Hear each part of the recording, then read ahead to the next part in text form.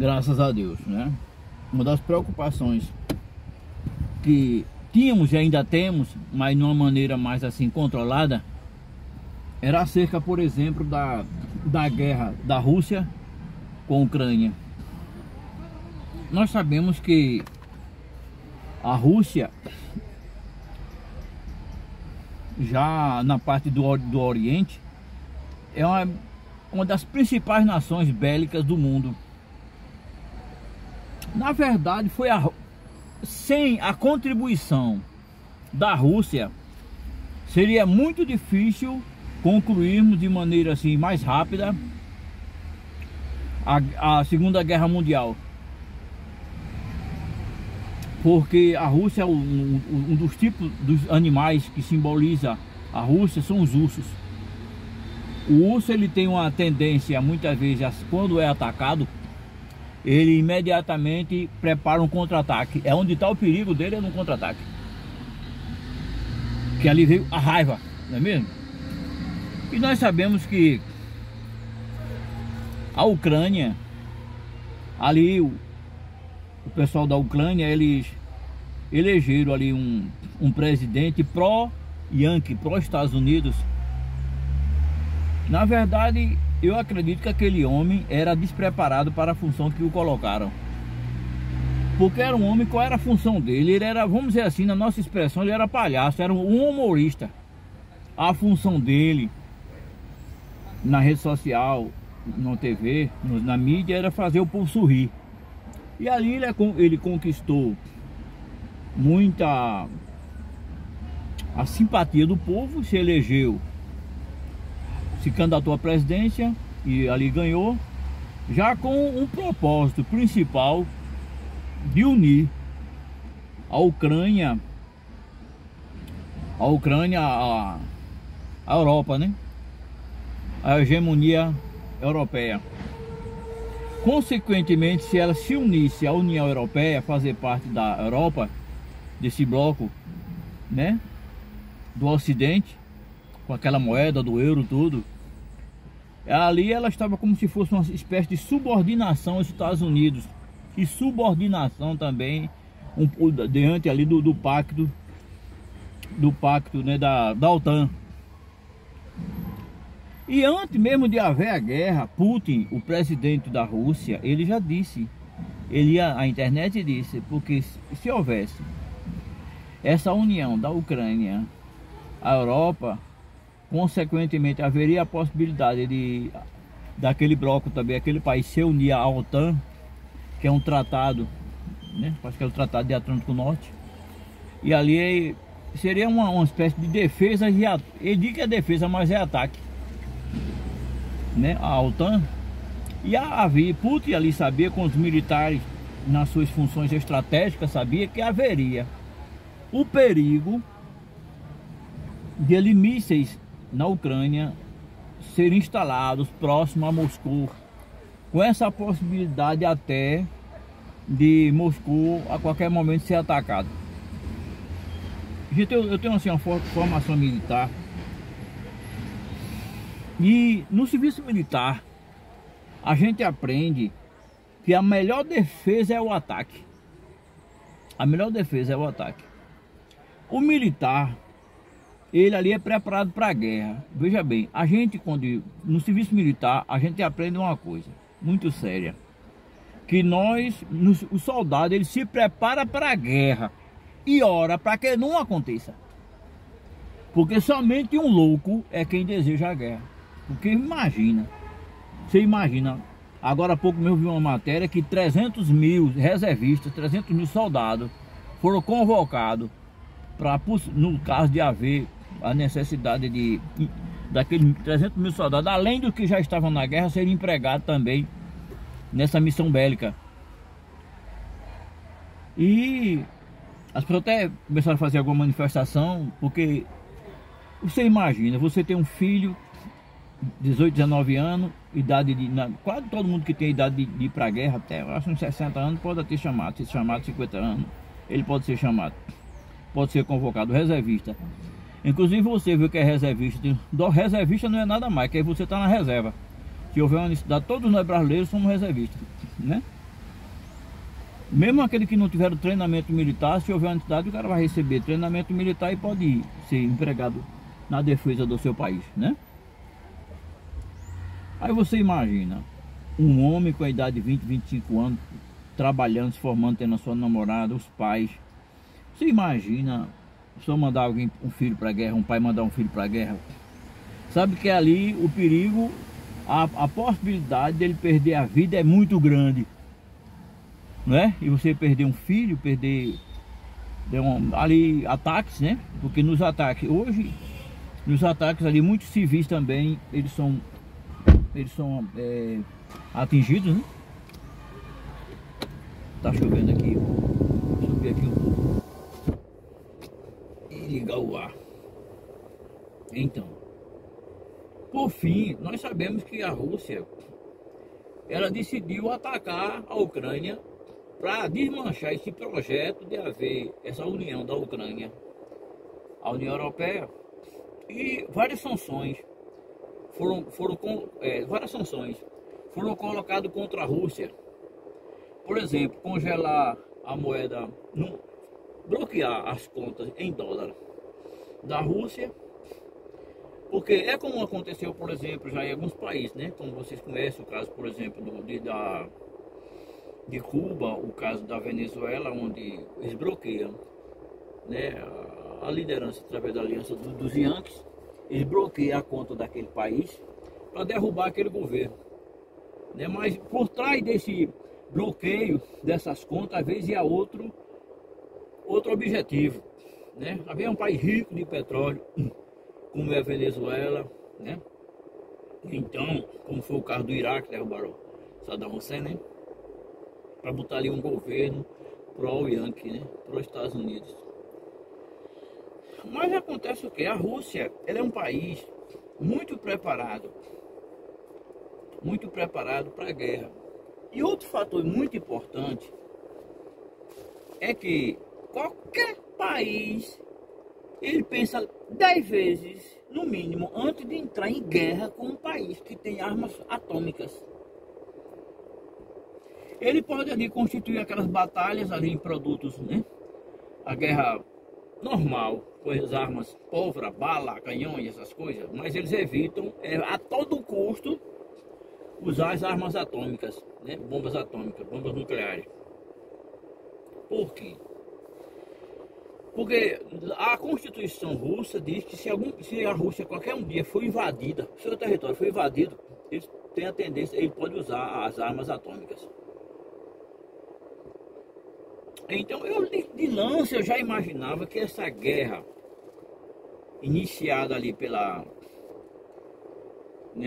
OTAN contra a Rússia, não assim diretamente guerreando contra a Rússia, mas principalmente oferecendo ali materiais bélicos, né, armas de toda qualidade, tanques de alta, muito avançado, porque de forma que a Rússia, quando ele entrou nessa guerra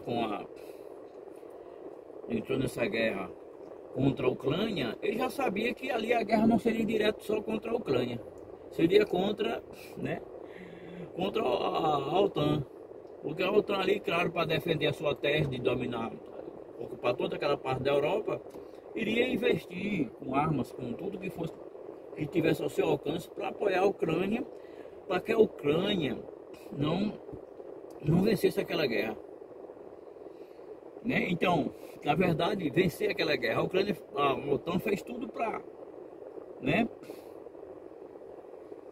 que a Ucrânia não ganhasse aquela guerra, né?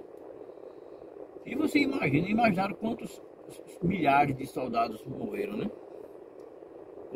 Inclusive, uma das coisas que eles fizeram foi bloquear as contas Rússia, né? As nações, né? Aí sabe o que a Rússia fez? Não tem problema, porque a Europa, ela depende do petróleo e do gás russo. Porque você imagina como é rigoroso o inverno da Europa. Eles precisam do gás lá para aquecimento, para tudo.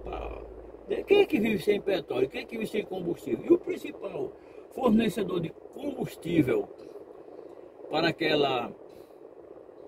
para a Europa, inclusive a Alemanha, ela precisa muito, né? Porque devido à sua indústria do gás da Rússia.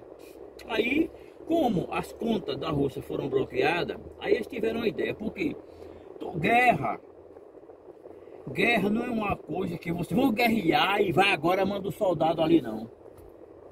Tem que haver um grande plano. Os estrategistas preparam, eles estudam todas as possibilidades, prós e contras, entrar naquela guerra.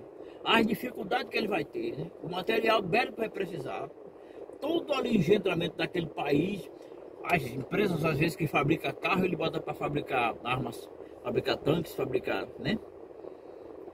Para investir naquela área ali. Então, foi o que ele fez. E pronto, não tem importância. Bloquearam o nosso dólar, a gente não quer nem saber disso aí, não tem importância não tem nenhum problema. Só que tudo que nós vendemos, o nosso petróleo, os nossos gases, nós só vendemos, o rublo, né, na moeda russa.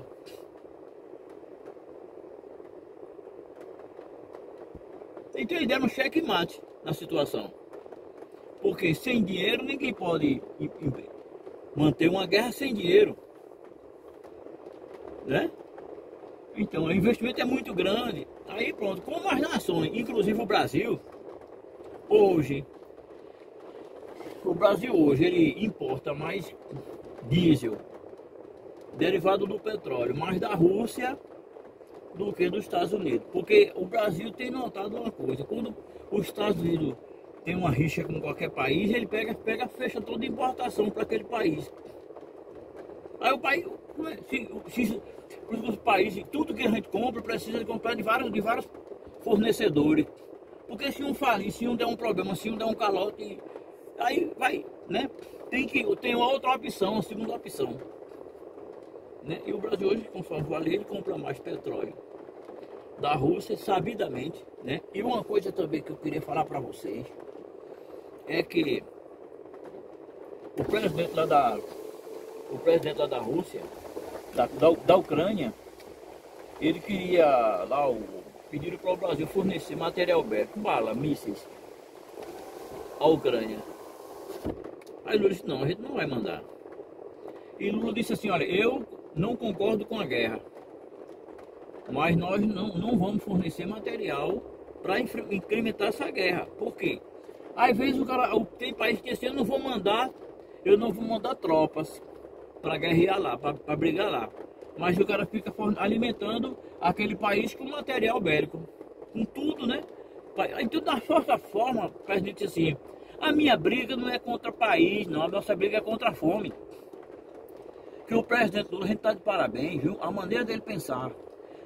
O Brasil, gente, é um país pacífico.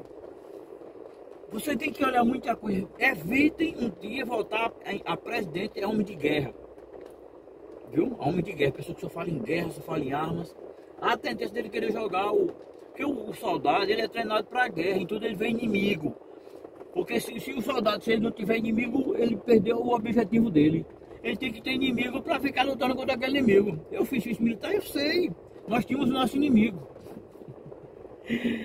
A gente não tinha inimigo, aí lá nos treinamentos tinha o grupo verde e o grupo vermelho. O vermelho era o fraco, sempre tem que perder para o verde se sobressair. Né? Havia aquelas competições. Mas por fim, gente, eu quero dizer assim, olha, esses países, hoje, por exemplo, como é que um país hoje vai entrar em guerra, por exemplo, com a Índia, com o Paquistão, né? Com Israel, com os Estados Unidos, com a China, né? Esses países que têm bomba atômica, mas também a França, né? Porque a guerra nuclear, todas as pessoas que têm um bom senso, que têm um juízo, evita entrar numa guerra com um país que tem bomba nuclear. É por isso que até as Nações Unidas, elas votaram uma lei para não mais outros países construir bombas nucleares. É por isso que quando ele desconfia que um país está construindo arma de destruição em massa, eles vão lá e faz tudo para destruir aquele laboratório, né? Porque eles sabem do perigo que há na mão de um maluco, de um presidente maluco, né? a bomba atômica. É só apertar um botão ali que os mísseis são disparados a outras nações. E é bom que se diga. Se houver um dia, porque um sábio disse assim, a próxima guerra, ela vai ser nuclear. Depois da nuclear, a próxima guerra vai ser com pau e pedra. Por quê?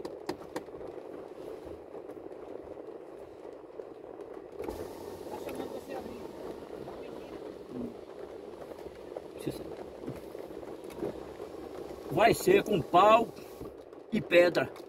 Porque a civilização vai ser destruída. Quase ninguém mais vai sobreviver. As reações, né? As reações químicas, né? As pessoas ficarão doentes, as que sobreviver. Então, somente um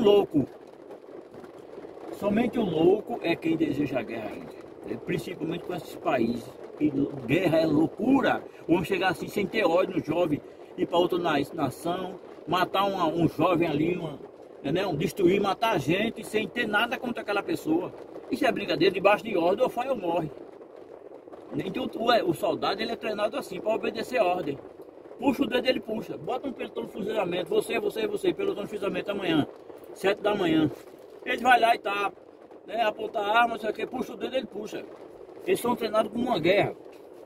Então nós que somos civis, a gente tem que ter uma coisa, cuidado, para não fazer como fizeram lá na Ucrânia, que colocaram um idiota no governo. Tá bom? Tchau.